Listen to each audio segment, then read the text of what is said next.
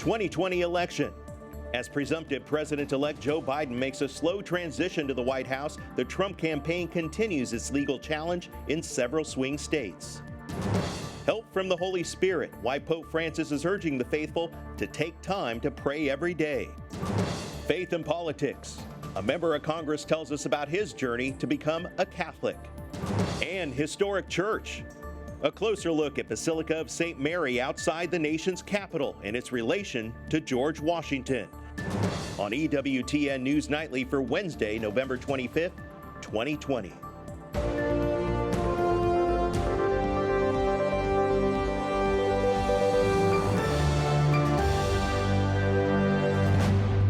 Good evening and thank you for joining us tonight. I'm Eric Rosales in for Tracy Sable.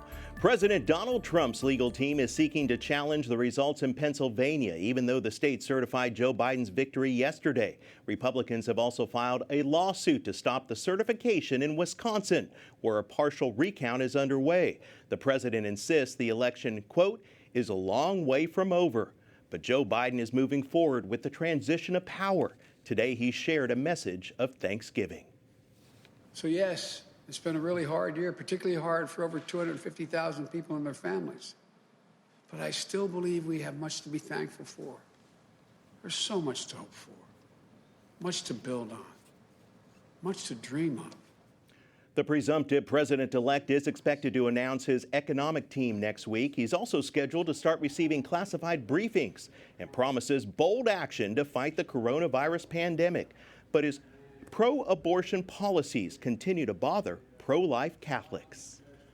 Well, President-elect Biden has promised us that he's going to be a president for everyone.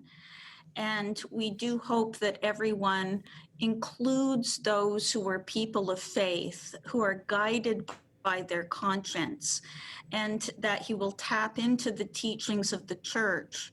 Ave Maria University political professor Shauna Segru tells EWTN News Nightly the Biden administration will likely increase funding for abortion providers, but she thinks any attacks on religious freedom will be put to a stop in the U.S. Supreme Court. Well, tonight, hopes for a vaccine brighten, with drug maker Astrazeneca announcing just this week that its COVID-19 vaccine is highly effective. It becomes the third major drug company this month to report successful late-stage data in testing. But as the world waits for a vaccine, we take a closer look at some of the concerns Catholics might have. Correspondent Mark Irons reports. Mark? Eric, let's start with the Astrazeneca vaccine after this week's announcement. It showed a 70% efficacy rate. It can be stored at warmer temperatures and would be cheaper than the Pfizer and Moderna vaccines. But the National Catholic Bioethics Center says it was developed using aborted fetal cell lines, making it the least ethical option. The AstraZeneca Oxford University vaccine has been developed the entire process. So the conception of the vaccine, the development of the vaccine, and also the testing of the vaccine have all involved abortion-derived cell lines. So in terms of Catholic moral perspective, that's the worst way that a vaccine can be developed. Dr. Joseph Meany, president of the National Catholic Bioethics Center, says fortunately the other vaccines reporting high success rates, Pfizer and Moderna, have not involved abortion-derived cell lines in the development or production phases, but only indirectly in the final testing phase. If a completely ethical vaccine exists, I would say that there's a moral obligation to go that direction. But if there isn't any option, then I think you should really go for the most ethical option, right? If there's one that's produced actually in the aborted fetal cell lines, as opposed to one where it's only tested using those cell lines, it's better to use the one that was tested. Dr. Meany also says Catholics need to use their conscience to make vaccine decisions based on their own vulnerability, health needs, and what is available to them. And with coronavirus cases rising around the country right now as we head into the Thanksgiving holiday, the Centers for Disease Control and Prevention, along with state and local authorities, are asking people not to travel and urge them to keep their Thanksgiving celebrations small. Eric? It's a sign of the times. Thank you very much. Mark Irons reporting tonight. Well, there's a new Catholic bishop in China, and he is the third church leader since the provisional agreement between the Vatican and Beijing. Earlier this week, Thomas Qian was ordained the head of the diocese in Qingdao, and He was ordained a priest in 1989 and previously served as the president of the Patriotic Association. This comes 1 month after the Holy See and China renewed their provisional agreement and naming of the Catholic bishops in the communist country. The Holy See's representative at the United Nations in Switzerland traveled to Saudi Arabia recently. There he met with Muslim leaders to discuss the importance of interreligious dialogue. If you are talking about Christians and Muslims, you're talking about half of mankind. So it is a kind of objective responsibility for something to be promoted, to be done. And we are neighbors. We will stay together for always, and we are responsible for our future. Archbishop Ivan Jurkovic tells EWTN News Germany that he and the Muslim leaders are promoting dialogue as a path to peace and to be recognized what they have in common. This way, nations can overcome anything. Pope Francis says that the church is not a political party, nor is it a business. Instead, it's a group set up by God and brought together by the Holy Spirit. La Chiesa è opera dello Spirito Santo. At his weekly talk in the Vatican, the Holy Father also urges the faithful to pray every day, even in our busy lives. He adds, the early Christians relied on prayer as they were fleeing persecution. Pope Francis also says that it will help if we listen to the Holy Spirit and take time to adore the Lord and give Him thanks. Well, a Catholic religious order based in Rome is celebrating its 300th anniversary. EWTN News Rome correspondent Colin Flynn tells us more about the Congregation of the Passion of Christ, also known as the Passionists. My first hope is that we, the Passionists, will renew ourselves. The Congregation of the Passion of Jesus Christ has inaugurated its Jubilee in celebration of 300 years since its founding. The Jubilee year began on Sunday with the opening of the Holy Door in the Basilica of St. John and Paul, located steps away from the Colosseum. Superior General Father Joachim Rego encouraged the Passionist family to keep their hearts open to God's call to conversion during this time of renewal.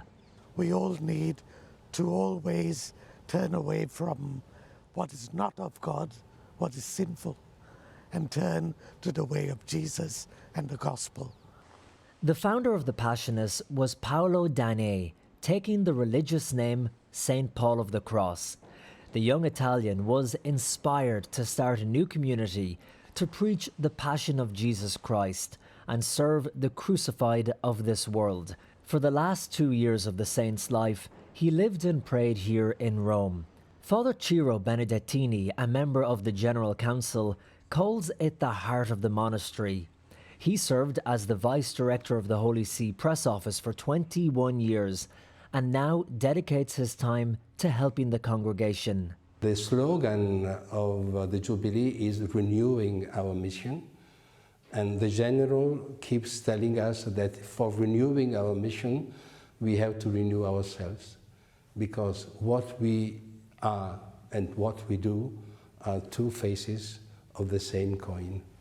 Today, the Passionists are scattered over 60 countries and 400 communities around the world. Father Rego has been the Superior General for the past 8 years, and he thanks his upbringing for preparing him to guide the Passionist missionaries worldwide. Father Rego grew up in Myanmar with his family, where the country was ruled by a military regime. At 15 years old, his parents immigrated to Australia in hopes for a better future for their 4 children. The cultural transition wasn't easy, and over time, he had to break the preconditioned idea that people of colour were not equal to others. The experience that I have had as a young man, which was also difficult, and having the courage and trust to go ahead has helped me in my role now as Superior General. After 39 years, he finally returned to his home of Myanmar, and this year, the newest Passionist mission began in Myanmar with just 2 priests. The Jubilee year will continue until January the 1st, 2022. In Rome, Colin Flynn, EWTN News Nightly. We have some sad news to share with you. Soccer great Diego Maradona died today following a heart attack in his native Argentina. He's described by some as the greatest soccer player ever. He led his country to the World Cup in 1986 and captivated fans all over the globe with his style of play. His later years were marked with substance abuse issues. Maradona met Pope Francis, also a native of Argentina, in 2014. Diego Maradona was 60 years old. Coming up, a congressman tells us his Catholic faith shapes his life and his work on Capitol Hill.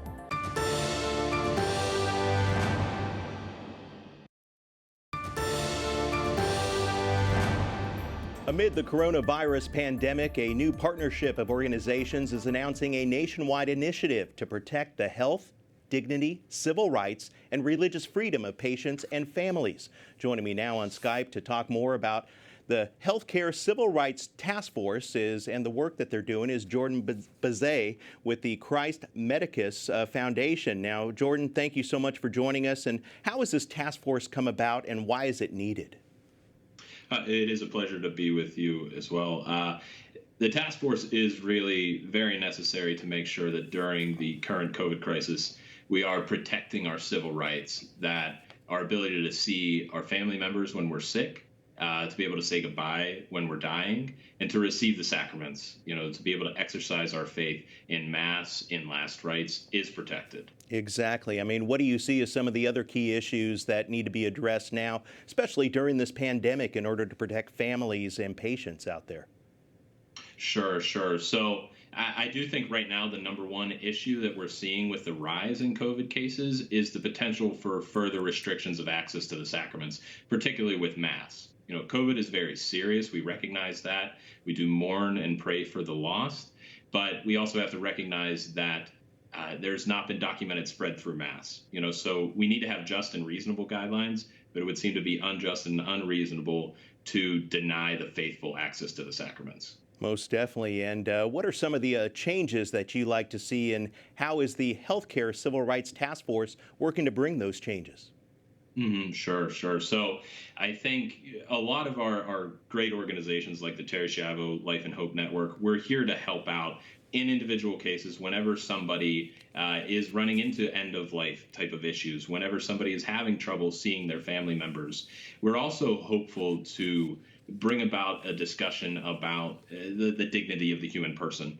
Right. We've seen in the COVID crisis with triage protocols how the elderly and infirmed are not valued. So with our task force, we're very hopeful that we will be able to further the dignity of the human person and make sure that our rights are protected. It's definitely needed out there. Well, Jordan Bazet, thank you so much for joining us with the Christ Medicus Foundation. Thank you.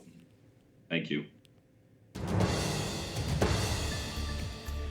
On Capitol Hill, Congressman Chuck Fleischmann has represented Tennessee's 3rd District since 2011. He tells me about how he lives out a strong Catholic faith based on what he learned from his mother while working to fight anti-Semitism and defend religious freedom.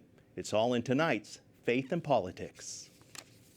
Violence is wrong. It's always wrong. In July, a statue of the Virgin Mary was found on the ground, beheaded outside St. Stephen's Catholic Church in Chattanooga, Tennessee, just miles from Congressman Chuck Fleischmann's hometown. I spoke out when we saw our Catholic statues defaced, not only in Chattanooga, Tennessee, but around the country. We've got to make sure that there is respect and civility and nonviolence. And he wrote to the Attorney General encouraging the Justice Department's work to protect religious freedom and combat religious discrimination, and that includes anti-Semitism. I think we have an opportunity now to work with Jewish people to condemn anti-Semitism, just as I condemned the defacing of the statue of Mary in Chattanooga. He attributes his belief in nonviolence to his Catholic upbringing. My mother came from an Italian immigrant family in the Bronx. They were devoutly Catholic, and it was very important to her that I be raised in the Catholic faith tradition. His mother lost her battle with breast cancer when the congressman was just a freshman in high school. She sowed those seeds early It was very important, and that has been very strong and instrumental to me, really, to this day. The Congressman tells me he's grateful to the Universal Church, connecting all Catholic faithful. You can go to Mass, and there can be somebody right behind you who doesn't think you're conservative enough, somebody right in front of you who thinks you're too conservative, and somebody over here that thinks you're just right. He admits his work sometimes tests his faith. We don't know what's going to happen with rogue nations and nations with other views, not only theologically, but in terms of world domination. And I'm just fortunate to be an American, to live, I think, in the greatest nation in the world. And fortunate to represent the people of the 3rd District of Tennessee, where St. Stephen's Church now has a beautiful new statue of the Virgin Mary. Up next, it's the oldest Catholic church in Virginia, a closer look at the Basilica of St. Mary in Alexandria.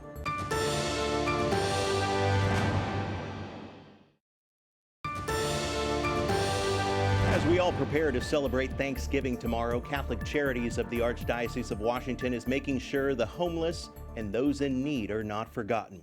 Yesterday, the organization hosted its annual Thanksgiving meal, distributed hot food to hundreds of people in the community. They followed social distance guidelines. This year's event was held outside to make sure that everyone's health was taken care of. And joining me now is Tara Arras, Chief Development Officer for Catholic Charities of the Archdiocese of Washington. Welcome so much. Thank you. Thank you so much for joining us. Thank you for having me. Tell us more about yesterday's meal and how you were able to pull it all together. Well, it's been a long-standing partnership with PEPCO, one of our wonderful corporate partners in the DC area. And every single year, we've been able to serve hundreds of homeless individuals in the DC area with a warm, traditional Thanksgiving meal. This year was a little bit different, unfortunately, in light of the pandemic, but we were able to partner again together and serve the community in need to the best of our ability. Your organization is truly doing the hands and feet of Jesus, and the weather out there is certainly getting colder, and I understand that a number of people were given coats. They were. PEPCO has been incredibly generous with Catholic Charities. They provided winter coats to every individual that lined up to receive a hot meal. They also provided them with personal items such as bars of soap and other types of sanitary needs. Catholic Charities was able to provide 2 hot meals to every person that came to the food distribution last night. There were more than 300 people received a traditional Thanksgiving meal, complete with turkey, mashed potatoes, gravy, collard greens, cornbread, and a dessert. Wow. And how has the need grown during this COVID-19 pandemic? What are you seeing and hearing from the communities that you serve? It's really quite overwhelming. For all of us on staff at Catholic Charities, we have seen a tremendous increase in need for food as well as other emergency assistance. There are hundreds of thousands of people that are struggling with food insecurity right now across our whole region.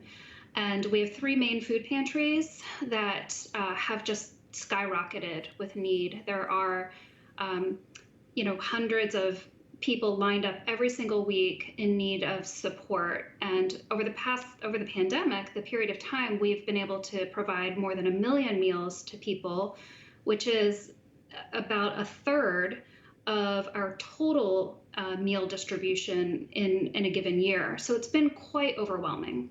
In addition to the event that you held there yesterday, you also have a virtual food drive underway. Tell us more about that and what you're doing this holiday season. We do. The virtual food drive is in its 2nd year of encouraging the community to support Catholic Charities through its food programs. We have 3 main food pantries.